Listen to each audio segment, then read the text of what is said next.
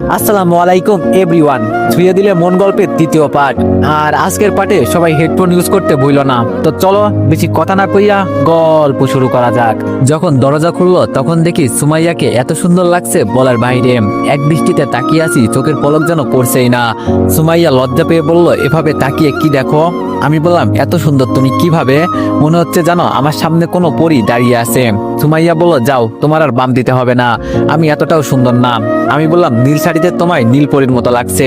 সুমাইয়া বলল, সত্যি? আমি বললাম, সুমাইয়া আমাকে জড়িয়ে ধরে একটা চুমু দিল। আমি বললাম, কই, তুমি না বলেছিলে আজকে পার্টি আছে, কাউকেই তো দেখতে পারছি না। সুমাইয়া বলল, সবাই আসতেছে। আমি বললাম, তাহলে আমরা কি অপেক্ষা করব তাদের জন্য? সুমাইয়া বলল, ওরা আসবে ওদের মতো, তাতে আমাদের কি, চলো টেবিলে বসো। আমি বললাম, ওখানে বসে কি করব? সুমাইয়া বলল, আমি তোমার জন্য নিজের হাতে রান্না করেছি। আমি বললাম, এখানে রান্না করা যায়? আমার তো বিশ্বাসই হচ্ছে না। সুমাইয়া বলল, তোমার জন্য আমি স্পেশাল ভাবে রান্না করেছি। সুমাইয়া খাবারগুলো আমার সামনে দিল। আমি বললাম, তুমি খাবা না? সুমাইয়া বলল, না, আমি তোমাকে নিজের হাতে খাইয়ে দিব। আমি বললাম, সত্যি? সুমাইয়া বলল, নাও, হা করো। সুমাইয়া আমাকে খাইয়ে দিচ্ছে, আমি ওর দিকে তাকিয়ে আছি। আমি যে সুমাইয়ার মুখে খাবার তুলে দিব, সুমাইয়া বলল, এটা শুধু তোমার জন্য, আমি খেয়েছি। আমি বললাম, ও আচ্ছা, কিন্তু তোমার বান্ধবীরা কই? কাউকেই তো দেখতে পারছি না। সুমাইয়া বলল, কি জানি বাবা, বলতে পারবো না, সবাই তো বলছিল আসবে, কিন্তু ওরা হয়তো ওদের বয়ফ্রেন্ডের সাথে কোথাও ঘুরতে গেছে। আমি বললাম, তাহলে আমরা একা একা কি করব? সুমাইয়া বলল, কি করব মানে? তুমি আর আমি মিলে প্রেম করব চুপি চুপি। আমি বললাম, এত প্রেম শরীরের জন্য ক্ষতিকর। সুমাইয়া বলল, তাই নাকি স্যার? আমি বললাম, জি। খাবার শেষ করে সুমাইয়াকে নিয়ে সোফায় বসলাম। সুমাইয়া বলল, কেমন লাগছে তোমার? আমি বললাম, অনেক ভালো, তবে শরীরে অনেক গরম লাগছে। সুমাইয়া বলল, একটু অপেক্ষা করো, সব বুঝতে পারবে। আমি বললাম, কি বলছো তুমি? কিছুই তো আমি বুঝতে পারছি না। সুমাইয়া বলল, বলছি আমরা বিয়ে করব কবে? আমি বললাম, আমার বস্তির বাড়িতে তুমি থাকতে পারবে? সুমাইয়া বলল, তুমি আমাকে যেখানে নিয়ে যাবে আমি সেখানেই থাকতে পারবো। আমি বললাম, আমি তোমাকে কষ্ট দিতে চাই না। সুমাইয়া বলল, আমি জানি তো আমার বাবুটা আমাকে কত ভালোবাসে। হঠাৎ আমার কেমন জানি হতে লাগলো, আমার শরীর কেমন জানি করছে। আমি হাতগুলো মুঠো করে কন্ট্রোল করার চেষ্টা করছি। সুমাইয়া আমার দিকে তাকিয়ে হয়তো কিছু বুঝতে পারছে। সুমাইয়া বলল, চলো আমার সাথে। আমি বললাম, কোথায়? সুমাইয়া বলল, আরে আসো তো। বলেই সুমাইয়া আমাকে টেনে একটা রুমে নিয়ে গেল। রুমের ভিতরে যেতেই সুমাইয়া রুমটাকে তালা দিয়ে লাগিয়ে দিল। আমি বুঝতে পারছি না সুমাইয়া আমার সাথে কি করার চেষ্টা করছে। আমি বললাম, রুমটা তালা দিলে কেন? সুমাইয়া বলল, সব প্রশ্নের উত্তর পেয়ে যাবে। কি রে, তোরা কই? বলার সাথে সাথে সুমাইয়া চার বান্ধবী ওয়াশরুম থেকে টাওয়াল পিছিয়ে বের হলো। আমি বললাম, তুমি না বলছো ওরা ওদের বয়ফ্রেন্ডের সাথে ঘুরতে গেছে, আসলে তুমি আমার সাথে কি করতে চাও আর খাবারের সাথে কি মিশাইলা? সুমাইয়া বলল, আমি তোর মতো গরিবের সাথে প্রেম করব, তোর মনে হয় কি করে? আমি বললাম, মানে কি বলছো? তাহলে এতদিন আমার সাথে কি ছিল তোমার? সুমাইয়া বলল, সব নাটক ছিল তোরে ব্যবহার করার জন্য। তোর সাথে প্রেমের উদ্দেশ্য একটাই, তোরে দিয়ে আমার 5 বান্ধবী আমাদের যৌন চাহিদা মিটাবো। আর তোর খাবারের সাথে পিল মিশানো হয়েছে যাতে তুই ডাবল শক্তি পাস। এমনিতেই তো তুই আমার 5 বান্ধবীদের সাথে পারবি না। আমি বললাম, হট, এসব কি বলো তুমি? তোমার কি মাথা খারাপ হয়ে গেছে? সিসি, তুমি যে এতটা নিস আমি চিন্তাও করতে পারি নাই। সুমাইয়া বললাম, তোর চিন্তা করতে হবে না, এখন কাপড় খুলবি নাকি জোর করতে হবে? আমি বললাম, দেখ, যা হবার তা তো হয়েই গেছে, এটা আমি তোমাদের সাথে করতে পারবো না। আমার উপর আরেকজনের হক আছে, আমার বউকে কি জবাব দিব বিয়ের পর? সুমাইয়া একটা হাসি দিয়ে বললাম, তোর টাকা পয়সা দিয়ে লালন পালন করলাম, আর হকের কথা বলছিস? দেখ, তোদের লেকচার শুনতে পারবো না, এখন বল ওকে রেডি হতে। ইস, ইনটেক একটা মাল, আগে আমি যাব। সুমাইয়া বলল, বললেই হলো, এত কষ্ট করে পটাইছি আমি, আর তুই আগে যাবি? শখ কত? সুমাইয়ার এক বান্ধবী বলল, টাকাগুলো কিন্তু আমি বেশি দিছি। সুমাইয়া বলল, সময় আমি বেশি দিয়ে প্রেম করছি। ওদের কথা শুনে চোখ দিয়ে পানি পড়ছে। আজকে কোথায় আটকে পড়লাম? আমি জানতাম, আমার মন বলছিল আমার বড় কোনো বিপদ হবে, কিন্তু তাও আসলাম। সুমাইয়া বলল, এত চিন্তা করে কি হবে? আর কান্না করলেও হবে না, এখান থেকে পালাতে পারবি না। আর কাপড় খুলবি নাকি আমার আসতে হবে? আমি বললাম, দেখ সুমাইয়া, শেষবারের মতো তোমার কাছে একটা জিনিস চাইবো, এইটাই শেষ ভালোবাসার আবদার। জানি তুমি আমাকে ভালোবাসো নাই, কিন্তু আমি তো ভালোবেসেছি। সুমাইয়া বলল, আচ্ছা বল তাড়াতাড়ি, আমরা আর অপেক্ষা করতে পারবো না। আমি বললাম, আমার জীবনটা তোমাদের কাছে হাত পেতে চাইছি, দিয়ে দাও, একজন ভিক্ষুকের মতো, প্লিজ, তোমরা আমার বোনের মতো। দেখ, আমাদের মনে এত দয়া নেই, দাঁড়া, মুখ দিয়ে কথা বলে লাভ নেই। বলেই আমার কাছে এসে কাপড়গুলো আস্তে আস্তে খুলতে লাগলো। আর আমার চোখ দিয়ে টপ টপ করে পানি পড়ছে। কোথায় ফেসে গেলাম নিজের দোষে? ওরা আমাকে নিজেদের মতো ব্যবহার করলো। উপরের দিকে তাকিয়ে হাসতেছি। আমি কি কোনো পুরুষ? ছি ছি, আজকে নিজের উপর ঘৃণা হচ্ছে। এখন কান্না করে কি হবে? একটা রুমের ভিতরে 5টা মেয়ে মিলে আমাকে ধর্ষণ করেছে। এর বিচার আমি কার কাছে দিব? কেউ বিশ্বাস করবে না। এখন আমি বুঝতে পারছি একটা মেয়েকে যখন ধর্ষণ করা হয় তখন সে কতটা কষ্ট পায়। আমার মুখ দিয়ে কোনো কথা বের হচ্ছে না। চোখগুলো খোলা রাখার চেষ্টা করছি কিন্তু পারছি না, শুধু কানে শুনতে পারছি ওরা বলা বলি করছে। কি জিনিস পছন্দ করলি বান্ধবী? শালা তো করে একটা মাল। সুমাইয়া বলল, এত সহজে তো আর পটাইতে পারি নাই, অনেক কষ্ট করছি শালার জন্য। আমাদের 1 মাসের তৃপ্তি মিটে গেছে, এই 1 মাসে আর কাউকে লাগবে না। সুমাইয়া বলল, এইটা পটাইলাম আমি, পরে পটাবি তুই। আমি তো পারি না, তুই তো জানিসই। সুমাইয়া বললাম, জিনিস আনবো আমি আর খাবি তোরা, পরে আর তা হবে না। কি রে, শালা তো কোনো কথা বলছে না, মারাটারা গেল নাকি? সুমাইয়া বলল, মারা গেলে আমাদের কি, আর কিছুক্ষণ অপেক্ষা কর। কিন্তু পরে কোনো কেস খাবো না তো? সুমাইয়া বললাম, আরে এইসব কিচ্ছু হবে না, জাস্ট এনজয় কর, এর কথা চিন্তা করিস না, এইসব আমি একাই সামলাতে পারি। জীবনে সুখ পেয়ে গেছি, মনটাই চাই কি জানিস, প্রতিদিন এভাবে একটা ছেলেকে ধর্ষণ করি। সুমাইয়া বলল, তাহলে তো বিয়ে করে নে। আরে বিয়ে করলে কি আর সবাই মিলে উপভোগ করতে পারবো? হ্যাঁ। সুমাইয়া বলল, তাও ঠিক বললি। সুমাইয়া বলল, আমাদের কাজ তো শেষ, এখন এর কি করবি? আমার কানগুলো খোলা আছে, আমি সব শুনতে পারছি, কিন্তু নড়তে বা কথা বলতে কিছুই করতে পারছি না। এক কাজ কর, জঙ্গলের ভিতরে ফেলে দেই, আর আমরা এখান থেকে চলে গেলে কেউ ধরতে বা সন্দেহ করতে পারবে না। সুমাইয়া বললাম, ঠিক বললি, শালাকে কাপড় পরিয়ে নি আগে। আমি পারবো না, তোর বয়ফ্রেন্ড তুই কর। সুমাইয়া বলল, এখন আমার বয়ফ্রেন্ড হয়ে গেল, আর যখন সবাই মিলে এনজয় করলি তখন? ইস, দেখ কেমন রক্তে লাল হয়ে গেছে। সুমাইয়া বলল, মায়া লাগে তোর কিছু কিছু। সুমাইয়া বলল, চুপ কর, তাড়াতাড়ি কাজ শেষ করে ফেল, বাসায় যেতে হবে, নইলে বাবা সন্দেহ করবে। আরে ইস, শালা কি ভারী, দেখতে পারছিস? আর তুই কোথায় তাকিয়ে থাকিস? হ্যাঁ, আমি তো ওর বুকের লোমগুলোর দিকে তাকিয়ে আছি। আহা কি সুন্দর। সুমাইয়া বলল, ও বুঝতে পারছি, এর জন্যই ওর বুকের মাঝে লাল হয়ে আছে। কামড়ে কি করলি? আরে ও তো মারাই গেছে, এখন এইসব বলে আর লাভ কি, তাড়াতাড়ি চল। সুমাইয়া বলল, ও কি সত্যি মারা গেছে? এক কাজ করি, ওকে আমরা কেটে ফেলি। আরে এইসব তুই কি বলছিস? আর মারা লাগবে না, ওর উপর যে অত্যাচার করছি এমনি মারা গেছে, অযথা চিন্তা করে লাভ নেই। মনে মনে যাক, অন্তত মারবে না। আমি তো ভয় পেয়ে গিয়েছিলাম যেভাবে বলছিল। তোদের কাউকে আমি ছাড়বো না, আমারও হিসাব বাকি আছে, আগে যা তোরা। কিরে সুমাইয়া, তোর কি ভয় করছে নাকি? সুমাইয়া বলল, জীবনে প্রথম এই কাজ করলাম, কেমন জানি একটু একটু ভয় করছে। আরে এত চিন্তা করিস না, রিল্যাক্স বেবি, ও তো এমনি বুঝতিস ছেলে। আর বিষয়টা যদি উপরে ওঠে, থানার ওসিকে কিছু টাকা দিয়ে বিষয়টাকে ঢাকা দিয়ে দিব। সুমাইয়া বলল, গুড একটা বুদ্ধি করলি তো। অনেকটা গভীরে চলে আসছি, ফেলে দে এখানে। ওর ফোনটা কি করব? সুমাইয়া বলল, ও ভালো একটা কাজ করলি, ফোনটা আনতে আমি ভুলেই গিয়েছিলাম, ওটার জন্য পরে আমাদের বিপদ হতো। ওর সাথে রেখে দে ফোনটা। আমার উপরে ফেলে দিল। আমার না কেমন জানি একটা মায়া হচ্ছে। আচ্ছা সুমাইয়া, তোর তো বয়ফ্রেন্ড ছিল, তুই কি সত্যি ওকে ভালোবেসে ফেলিস নাই তো? সুমাইয়া বলল, আমারও কেমন কেমন জানি লাগছে, ওর জন্য হালকা মায়া হচ্ছে। কি বলছিস? ছেলেটার জন্য সবারই মায়া লাগছে? তবে বলতে হবে ছেলেটার শরীরে জাদু আছে। সুমাইয়া বলল, হরে, ছালে একটা জিনিস আগে জানতাম না, জানলে কি করতি? সুমাইয়া বলল, প্রতি মাসে ওকে আমি একা ব্যবহার করতাম, আর আমরা দেখি তুই বেঈমান হলি। সুমাইয়া বলল, আচ্ছা এসব বাদ দে, এখন চল, তাড়াতাড়ি বাসায় যেতে হবে। আরে এভাবে যাওয়া যাবে না, চল সবাই মিলে গোসল করে পবিত্র হয়ে যাই। সুমাইয়া বলল, ঠিকই বললি, চল। ওরা সবাই চলে গেল, আমার কথা বলার পর্যন্ত শক্তিটুকু নাই, কিভাবে একটা ফোন করব বুঝতে পারছি না। যে করি হোক, আমাকে বাঁচতে হবে, আমার বোনের জন্য হলেও। এভাবে কিছুক্ষণ থাকলে আমি মারা যেতে পারি রক্ত শূন্যতায়। অনেক কষ্ট করে ফোনটা হাতে নিলাম, মনে হচ্ছে জানো জীবন শেষ হয়ে যাচ্ছে, এত পরিমাণে কষ্ট হচ্ছে। তুবার নম্বরে কল দিলাম, ঢুকতেই দেখি ধরে ফেললো। তুবা বলল, রিফাত তুই নাকি? আমি বললাম, তুবা আমাকে একটু হেল্প কর, আমি আর পারতেছি না। তুবা বলল, কি হয়েছে তোর, আর এভাবে কথা বলছিস কেন? আমি বললাম, কথা বলার শক্তি নাই রে, আমি খুব কষ্ট করে কথা বলছি, ফোনের লোকেশন দিচ্ছি, তোর কোনো বান্ধবীকে নিয়ে আই, আর পারছি না। ফোনটা কেটে দিলাম, ফোনের লোকেশনটা দিয়ে দিলাম, আর যতটা সময় যাচ্ছে মনে হচ্ছে জানো দেহ থেকে প্রাণটা বের হয়ে যাবে। জোর করে মনে হয় আমি ধরে রাখছি। এতটা কষ্ট আমার জীবনে হয় নাই। প্রায় অনেকক্ষণ পর 3টা লাইট দেখতে পারছি। তুবা রিফাত বলে ডাকছে, কিন্তু কিন্তু আমি যে বলবো আমি এখানে এই কতটুকু বলার শরীরের শক্তিটুকু আমার নাই। ওরা আমার কাছাকাছি আসতেই একটা মেয়ে বলে, তুবা দেখতো সামনে কি জানি দেখা যায়। তুবা বললো কই? মেয়েটি বললো ওই তো। তুবা বললো আরে এটাই তো রিফাত আমার কাছে এসে, রক্তে পুরো শরীর ভিজে গেছে, তাড়াতাড়ি ধর। তুবা বললো ফোনটা নে। কিন্তু ওর এই অবস্থা হলো কি করে? আরে এসব পরে চিন্তা করবি, আগে ওকে বাঁচাই, তাড়াতাড়ি গাড়ির কাছে চল। আমি এই পর্যন্ত শুনতে পারলাম, আস্তে আস্তে আমি অজ্ঞান হয়ে পড়লাম, আর কিছুই মনে নেই আমার। যখন আমার জ্ঞান ফিরল তখন দেখি আমার চারপাশে অন্ধকার। বুঝতে পারছি আমি হাসপাতালে আছি। ফোনটা হাতে নিয়ে দেখি রাত 3টা বাজে, অনেক রাত হয়েছে। এজন্য হয়তো ওরা আমাকে হাসপাতালে রেখে গেছে। নিজের আপন মানুষ না থাকলে কেউই পাশে থাকে না। আগে ছিলাম কি আর আজকে আমি কই এসে দাঁড়িয়েছি। হায় রে কপাল, আমি তো ভালো থাকতে চেয়েছিলাম, কিন্তু ওরা আমাকে ভালো হতে দিল না। কাউকে ছাড়বো না আমি, এক এক করে সবাইকে দেখে নিব। আগে আমার বোনকে দেশের বাইরে পাঠাতে হবে। এইসব খারাপ কাজ বোনের সামনে তো আর করা যাবে না। সকাল 8টা বাজে ডাক্তার এসে আমার একটা রিপোর্ট দিয়ে গেল। এখন আপনার শরীরের কি অবস্থা? আমি বললাম জি আলহামদুলিল্লাহ ভালো। হাঁটতে পারবেন এখন? আমি বললাম চেষ্টা করতে হবে। বিকালে যেতে পারবেন? আমার মনে হয় সমস্যা হবে না।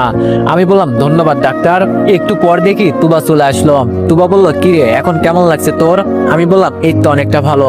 তুবা বলল তুই জানিস আমি কত ভয় পেয়ে গেছি, তোর পুরো প্যান্ট রক্তে ভিজে গেছে, দেখেই আমি অনেক ভয় পেয়ে গেছি। ভাগ্য ভালো ছিল তখন আমার সাথে আমার বান্ধবীদের নিয়ে গেছি, নইলে তোরে আনতে গিয়ে আমি অজ্ঞান হয়ে যেতাম। আমি বললাম রক্ত দেখে ভয় পাই বুঝি? তুবা বলল অনেক। আমি বললাম মিলির কি খবর রে? তুবা বলল সারা রাত আমাকে ঘুমাতে দেয়নি। একটু পর পর উঠে বলে আমার ভাই কই? আমার ভাইয়া ভালো আছে তো? আমি বললাম স্কুলে দিয়ে আইসস নাকি? তুবা বলল অনেক কষ্ট করে বুঝিয়ে দিয়ে আইছি, বলছি বিকালে তোমার ভাইয়া বাসায় থাকবে, দেখিও পরে গেছে। আমি বললাম তুই যদি না থাকতি আমি মনে হয় আজকে আর বেঁচে ফিরতাম না। তুবা বলল আচ্ছা তোর এই অবস্থা হলো কি করে? আমি একটা হাসি দিয়ে বললাম আমরা তো গরিব মানুষ, বড় লোকেরা শুধু আমাদের ব্যবহার করে, রাস্তায় ফেলে দেয়। তুবা বলল বুঝলাম না, বুঝিয়ে বল। আমি বললাম এইসব শুনে তোর লাভ আছে কি? তুবা বলল এত কষ্ট করলাম তোর জন্য, আর তোর কি হয়েছে আমি জানতে পারি না? আমি বললাম তাহলে শোন। সব বলার পর তুবা চোখ বড় বড় করে তাকিয়ে আছে আমার দিকে। আমি বললাম কি রে এভাবে তাকিয়ে কি দেখিস? তুবা বলল মিথ্যা বলিস না, সত্যি করে বল তোর কি হয়েছে। আমি বললাম এজন্যই তো বলছি তুই বিশ্বাস করবি না, সত্যি বলছি রে, বিশ্বাস কর আমাকে। তুবা বলল তোর গার্লফ্রেন্ড তোর সাথে এমন করলো কেন? আমি বললাম আমি কি বলবো, শালিরে তো আমি ছাড়বো না, আমাকে আগে সুস্থ হতে দে। তুবা বলল মেয়েরা যে এত নিচে নামতে পারে আমার তা জানা ছিল না। আমি বললাম আমার গার্লফ্রেন্ড যে আমার সাথে এমন করবে আমার বিশ্বাসই হচ্ছিল না। তুবা বলল এখন কি করতে চাস তুই? আমি বললাম আমাকে একটা হেল্প করতে পারবি? তুবা বলল বল। আমি বললাম বিদেশে তোর কোনো আত্মীয় কেউ থাকে? তুবা বলল হ্যাঁ আমার চাচাতো ভাইয়েরা পুরো পরিবার থাকে। আমি বললাম আমি আমার বোনকে দেশের বাইরে রাখতে চাই, বিদেশে পড়াশোনা করাবো, আর যত টাকা লাগে সব আমি দিব। তুবা বলল কি বলিস, এত ছোট্ট একটা মেয়েকে এখনই বিদেশে পাঠিয়ে দিতে চাস? আমি বললাম কারণ আমি আমার বোনকে বিপদে ফেলতে চাই না। তুই সব রেডি করতে পারবি? তুবা বলল পারবো, কিন্তু তোর বোন রাজি হবে? আমি বললাম হবে, সেটা নিয়ে তোর চিন্তা করতে হবে না। তুবা বলল টাকা লাগবে তো অনেক। আমি বললাম এখন তুই কিছু টাকা দিয়ে পাঠিয়ে দে, মিলি চলে যাওয়ার পর সব টাকা আমি তোরে দিয়ে দিব। তুবা বলল আচ্ছা সেটা নিয়ে তোর চিন্তা করতে হবে না, আমি সব রেডি করছি। আমি বললাম কালকের ভিতরে সব রেডি করতে হবে। তুবা বলল কিন্তু এত তাড়াতাড়ি কেন? আমি বললাম আমার মিশন শুরু হবে 2 দিন পর, তাই ওকে আমি আর দেশে রাখতে চাই না। তুবা বলল কিসের মিশন? আমি বললাম তুই পারবি তো বল প্লিজ, শেষ একটা উপকার। তুবা বলল হয়ে যাবে, সমস্যা নেই। আমি বললাম ধন্যবাদ বন্ধু। তুবা বলল খাবি না? আমি বললাম পরে, দাঁড়া একজনকে কল দিই। মিতুকে কল দিলাম। মিতু বলল কে বলছেন? আমি বললাম সেই দিন যে রাস্তায় তোমার সাথে কথা হলো মনে নেই? মিতু বলল ও আপনি। আমি বললাম এখন কোথায় আছেন? মিতু বলল এই তো ভাইয়ের বাড়িতে। আমি বললাম এই হাসপাতালে চলে আসেন, আপনার সাথে কিছু কথা আছে। মিতু বলল কিন্তু হাসপাতালে কেন ভাইয়া? আমি বললাম আমি হাসপাতালে ভর্তি আছি, তুমি আসো। মিতু বলল জি আসছি। তুবা বলল কাকে ফোন করলি? আমি বললাম সেই দিন এই মেয়ের জন্য আমাকে থানায় নিয়ে মারা হয়েছিল ধর্ষণের অপরাধে। তুবা বলল কি? আমি বললাম হরে, আমার সাথে কি কি হয়েছে যদি তুই জানতি তুই নিজেই প্রতিশোধ নিতি। তুবা বলল এখন তুই আসলে কি করতে চাস? আমি বললাম বুঝতে পারবি। আচ্ছা খালি কোনো বাংলো পাওয়া যাবে? তুবা বললাম আরে আমার চাচার বাসায় তো তালা লাগানো, কেউ থাকে না। আমি বললাম তাহলে তো হয়েই গেল, চাবিটা তোর কাছে আছে না? তুবা বলল আম্মুর কাছ থেকে নিতে হবে। আমি বললাম তাহলে নিবি, বন্ধুর জন্য এটা করতে পারবি না? তুবা বলল বন্ধুত্বের দোহাই দিয়ে আর কি করাতে চাস আমায় দিয়ে? আমি বললাম খুব কষ্ট দিয়ে ফেলছি মনে হয় তোরে। তুবা বলল, আমি সেটা বলি নাই, কিন্তু তুই করতে চাসটা কি সেটা তো বলবি। আমি বললাম, বলবো, মেয়েটা আগে আসুক। দেখতে দেখতে মিতু চলে আসলো। মিতু বলল, ভাইয়া এই অবস্থা হলো কি করে তোমার? আমি বললাম, আমার কথা বাদ দাও, এখন যেই জন্য তোমার এখানে নিয়ে আসলাম। মিতু বলল, জি ভাইয়া বলেন। আমি বললাম, রনিকে আমি মারবো, তবে বিনিময়ে তোমাকে আমার সাথে কাজ করতে হবে। মিতু বলল, রনিকে সত্যি মারতে পারবেন আপনি? আমি বললাম, অবশ্যই, তবে তোমাকে আমার সাথে থাকতে হবে। মিতু বলল, আমি সব করতে রাজি আছি, শালাকে আমি জীবিত দেখতে চাই না। ওর জন্য আজকে না জানি কত মেয়ে নষ্ট হয়েছে। আচ্ছা, আমার কাজটা কি? আমি বললাম, মানুষ খুন করা। তুবা আর মিতু চোখ বড় বড় করে আমার দিকে তাকিয়ে আছে। আমি বললাম, যা শুনতো তাই, আমার মাকে ওরা খুন করেছে, আমাকে ওরা খুন করেছে, বিনা অপরাধে আমাকে ওরা রুমের ভিতর ছাড়বো না, আমি কাউকে ছাড়বো না। চাইছিলাম সুন্দর করে বেঁচে থাকতে, দেশে সাদাসিধা মানুষে আমি বাঁচতে চাইছিলাম, কিন্তু ওরা আমাকে বাঁচতে দিল না। এখন আমার ভিতরে যে বেঁচে আছে সে রিফাত না, রিফাত নামে শুধু দেহটা বেঁচে আছে, প্রাণটা ওরা নিয়ে নিছে বলেই কান্না করতে লাগলাম। মিতু বলল, আমি জানি না আপনার সাথে কি হয়েছে, তবে এটা বলতে পারি, যা হয়েছে আপনার সাথে হয়তো খারাপ কিছু, নইলে এভাবে কেউ কান্না করে না। আর আমার জন্য আপনিও মার খাইছেন, আমি সবসময় আপনার সাথে আছি, আপনাকে আমার পাশে পাবেন, আর দরকার হলে মানুষ খুন করতেও রাজি আছি। তুবা বলল, এই তোর মাথা খারাপ হয়ে গেছে, কি সব কথা বলছিস? আমি বললাম, হ্যাঁ আমার মাথা খারাপ হয়ে গেছে, আর তোর চিন্তা করতে হবে না, এগুলোর মাঝে আর কাউকে জড়িত করব না, যা করব শুধু আমি আর মিতু। তুই শুধু আমার বোনকে দেশের বাইরে পাঠানোর ব্যবস্থা করে দে। তুবা বলল, আমি মিলির সাথে তোরও ভিসা করে দিই, তুইও দেশের বাইরে চলে যা, তাহলে আর এইসব চিন্তা করতে হবে না। আমি বললাম, বাবা ভালো একটা কথা বললি, মানলাম, আমি চলে গেলাম, আমার মতো যে আরেকদিন আরেকটা ছেলে ওরা মেরে ফেলবে তখন কি হবে? আর কোনোদিন যদি তুই রনির নজরে পড়িস তাহলে তোর যে তুলে নিবে না, এটার বিশ্বাস হয় কি করে? তুবা বলল, এইসব তোর চিন্তা করতে হবে না, মাথা থেকে ঝেড়ে ফেলে দে, আর বিদেশে গিয়ে ভালো করে পড়াশোনা কর। আমি বললাম, আমাকে তো মেরে ফেলা হয়েছে, এখনের রিফাত আর আগের রিফাতের মাঝে অনেক পার্থক্য, তোর এইসব চিন্তা করতে হবে না, আর আমার সাথে তোর থাকতে হবে না, আমি সব একাই সামলে নিতে পারবো। মিতু বলল, ভাইয়া আমি রাজি, এখন বলেন কোন দিন থেকে কাজ শুরু করবেন? তুবা বলল, মরবি তো, সাথে আমাকে মারতে চাস, রেন্ট যেহেতু তো কি আর করার, যা আমিও তোদের সাথে আসি। আমি বললাম, না তুই পড়াশোনা কর, আমাদের সাথে তোর কাজ করতে হবে না। তুবা বলল, বলছি তো আমি তোর সাথে আসি, তুই তো আমার ফ্রেন্ড, তোরে তো আর মাঝ রাস্তায় ফেলে যেতে পারি না, আর আমাকে নিয়ে তোর চিন্তা করতে হবে না। আমি বললাম, মিতু যত দরকারি জিনিস আছে সব কিনে ফেলো, কালকে আমার বোনকে বাইরে পাঠিয়ে দিয়ে কাজে লেগে পড়বো। মিতু বলল, আচ্ছা সব হয়ে যাবে। আমি বললাম, একসাথে যেহেতু কাজ করব তুই করে বলতে পারিস, আর আজ থেকে আমরা তিনজন ফ্রেন্ড, রাজি তো তোরা? তুবা বলল, আমি আসি। মিতু বলল, আমিও আসি। আমি বললাম, কাউকে ছাড়বো না। বিকালে তুবার সাহায্যে বাসায় গেলাম, তবে আস্তে আস্তে হাঁটতে পারি। মিলি এসে আমাকে জড়িয়ে ধরে সে কি কান্না। মিলি বলল, তুই খুব খারাপ, আমাকে ছাড়া থাকলি কিভাবে, তুই মিথ্যা কথা বলিস। আমি বললাম, সরি বোন, আমার আর হবে না। মিলি বলল, তোর কিছু হয় নাই তো ভাইয়া? আমি বললাম, না রে বোন, আমার কিছু হয় নাই। রাতে তুবা খাবার দিয়ে গেল, মিলিকে নিয়ে শুয়ে আছি। আমি বললাম, আপু একটা কথা বলবো। মিলি বলল, কি ব্যাপার, এত মিষ্টি করে কথা বলছিস কেন? কোনো মতলব আছে নাকি? আমি বললাম, আরে না। মিলি বলল, আচ্ছা বল কি বলবি। আমি বললাম, আচ্ছা তুই আমাকে ভালোবাসিস না? মিলি বলল, অনেক ভালোবাসি আমি তো, আম্মুর সাথে প্রতিদিন কথা বলি, কিন্তু আম্মু তো বলে না। আম্মু বলল, আম্মু আমাকে কি বলেছে জানিস? মিলি বলল, আম্মু তোর সাথে কথা বলে? আমি বললাম, যদি আম্মুর কথা মানিস তাহলে আম্মুও তোর সাথে কথা বলবে। মিলি বলল, সত্যি ভাইয়া? আমি বললাম, আমি কি তোর সাথে মিথ্যা বলি? মিলি বলল, তাহলে আজকে থেকে আমিও আম্মুর সব কথা শুনবো। আমি বললাম, আম্মু বলেছে তোর বোনকে দূরে কোথাও নিয়ে ভালো করে পড়া, আর সে যেন অনেক বড় অফিসার হয়, তারপর আম্মু তোর সাথে কথা বলবে। মিলি বলল, আমার সাথে তুমি থাকবা তাহলে আমি যাব। আমি বললাম, এজন্যই আম্মু তোর সাথে কথা বলে না। মিলি বলল, তাহলে কি করব আমি?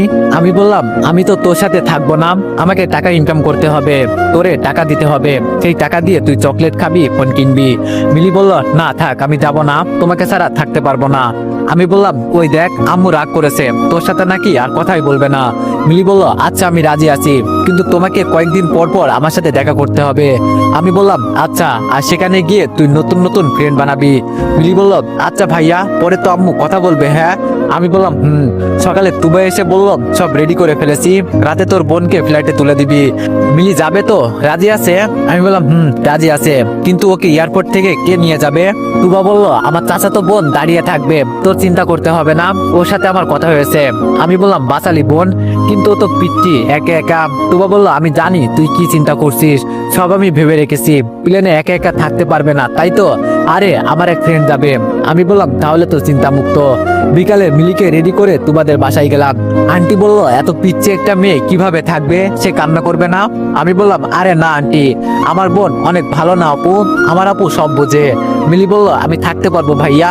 আমি বললাম এই না হলে আমার বোন। সবকিছু রেডি করে মিলিকে বিদায় করে দিয়ে আসলাম। বাসায় বসে বসে কান্না করছি। পিচ্ছে একটা মেয়েকে দেশের বাইরে পাঠিয়ে দিলাম আজকে আমার কারণে। ওর তো কোনো দোষ নেই। চোখের পানি মুছে হাসতেছি। আমার ভিতরে জানো কেমন একটা পশু জাগ্রত হয়েছে। টুকরো টুকরো করব সব কয়টাকে আমি। তোদের জন্য মিলিকে আমি দেশের বাইরে পাঠিয়ে দিলাম। মিতুকে কল দিলাম। মিতু বলল বল। আমি বললাম কালকে একটা মিশন আছে, গাড়ি নিয়ে আসবি, টাকা চুরি করব। মিতু বলল টাকা দিয়ে কি করবি? আমি বললাম আমার দরকার আছে, প্রথম মিশন আমাদের এটাই। মিতু বলল ওকে। এই দিক সেই দিক ঘুরতে ঘুরতে রাত হয়ে গেল। রাতে 3 জন এক হলাম। তুবা বলল আজকে কি করবি? আমি বললাম রনির বাড়ি থেকে টাকা লুট করব। মিতু বলল এটা তো এত সহজ কাজ নয় ভাইয়া। আমি বললাম আমার কাছে এখন সব সহজ, দরকার পড়লে সব কয়টাকে গুলি করে মারবো, প্রয়োজনে যে সামনে আসবে তাকেও। চল এখন। তুবা বলল তুই এমন রেগে আছিস কেন? আমি বললাম খুনের নেশাই, ওদের না মেরে আমি শান্ত হব না। রনির বাড়ির সামনে গিয়ে দেখি। তো এভরিওয়ান, নেক্সট পার্টের জন্য সবাই অপেক্ষা করো, আর সবাই একটু বেশি বেশি লাইক আর কমেন্ট করে দিও। ধন্যবাদ।